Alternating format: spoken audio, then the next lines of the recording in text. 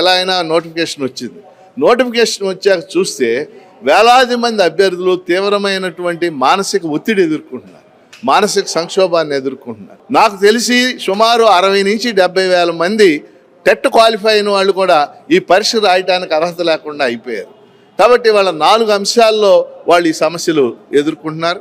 మొదటిది ఏంటంటే ప్రభుత్వం ఇప్పుడు ఈ డిఎస్సికి 44 ఏళ్ల వయో పరిమితి ఇచ్చింది. కానీ చాలామంది అభ్యర్థులు గత 7 ఏళ్లుగా పరీక్షలు లేకపోవటం వలన ఏజ్ బార్ అయిపోయింది.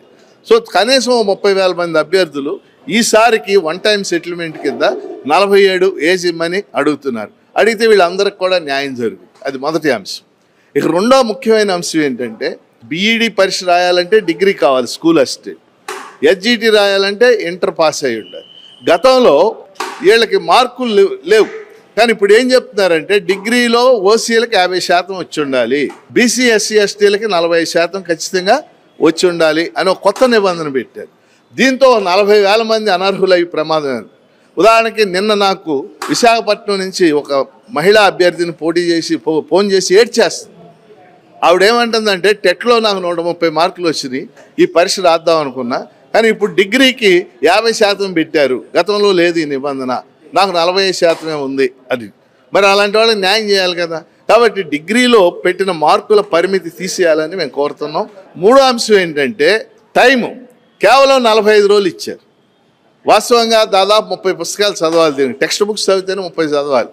45 రోజులు ఇచ్చారు. 45 రోజుల్లో ఆ పుస్తకాలని వాళ్ళు అటు నుంచి ఇటు తిప్పడానికి కూడా సైన్స్ సరిపోదు. ఎందుకంటే నేను కూడా డిఎస్సికి టీచ్ చేస్తున్నాను కాబట్టి నాకు తెలుసు. కాబట్టి 90 రోజులు టైం స్పాన్ పెంచాలని కోరుతున్నాం. జిల్లాకు ఓ పేపర్ ఇవ్వాలని కోరుతున్నాం. ఇలా జరిగినట్లయితే దాదాపు 70 నుంచి 80 వేల అభ్యర్థులకు న్యాయం జరుగుద్ది. లోకేష్ గారు ఈ అంశాల మీద మనసు పెట్టి అధికారులకు వదిలిపెట్టకుండా ఆయన వాళ్ళతో చర్చించి నిర్ణయాలు చేయాలని మేము కోరుతున్నాం. గతంలో ఉన్నటువంటి నిబంధనల కంటే ఇప్పుడు టైట్ చేశారు. అంటే గతంలో ఉదాహరణకి 70% ఉందనుకోండి, హ్యాండిక్యాప్డ్ పర్సంటేజ్లో చూస్తారు, ఇప్పుడు అది 80% చేశారు.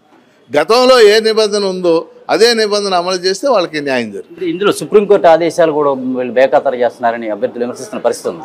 కరెక్ట్, అది సుప్రీంకోర్టు అది ఏంటంటే అహంభావం తెలుగులో చెప్పాలి.